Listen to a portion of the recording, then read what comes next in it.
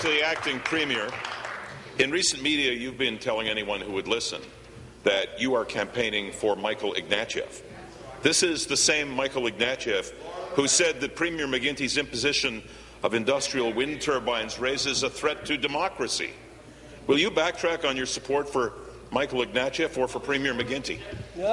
I just asked the member, and I say this to all members in the House, that it appears that there is going to be a federal election campaign. I don't want to see this election campaign fought out in this chamber. I want to see, on both sides.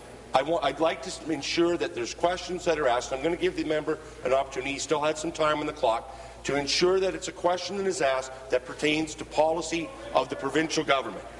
I'll simply rephrase it, Speaker.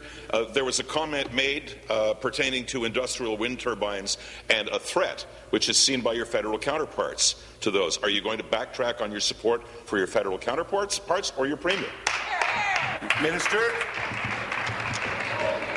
What Ontario would like to see is our clean energy industry get the same support. The member from Lanark will just withdraw the comment that he just made. What we would like to see is a national government that will give the same support to Ontario's clean energy business as it does to the fossil fuel business in Western Canada, Mr. Speaker. What we would like to see, Mr. Speaker, is a federal government that will treat Ontario the same under labour force market adjustment programs as it does the other provinces, Mr. Speaker. What I also said is we want a federal government that will give Ontario an immigration settlement agreement that is as generous as it is to the other provinces, Mr. Speaker. And finally, what we want to see, Mr. Speaker, is a federal government that acknowledges the work of the Ontario Chamber. Again, I remind the honourable member on this side of the House to talk about provincial issues. Supplementary. You can't have a point of order now. Speaker, there's a quote out there from the Liberal candidate for Haldimand Norfolk that says, "I have to take what you say to the Ontario Energy..." I am being equal, and that's what I'm trying to do. And don't challenge the chair, please, Minister.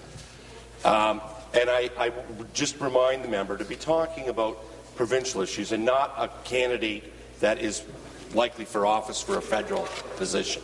Speaker, in fairness, I am talking about provincial issues, and I'm quoting a candidate who says, "I have to take what you say to the Ontario Energy Minister and tell him there are problems with wind turbines. I will tell him that you are not being heard." The acting Premier may want to turn around and pass the message along to the Energy Minister sitting behind him, but the question for the acting Premier is, how do you keep a straight face saying you support Premier McGuinty's expensive wind turbine experiments when you don't?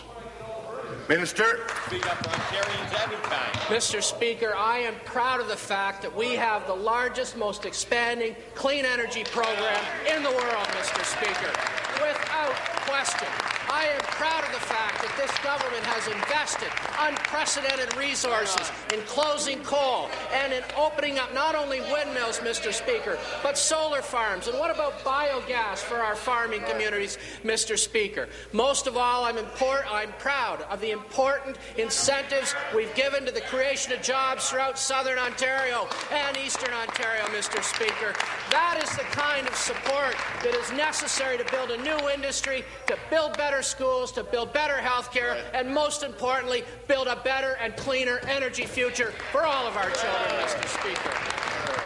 Question, the member for Beaches East York. Thank you very much, Mr. Speaker. My question is to the Minister.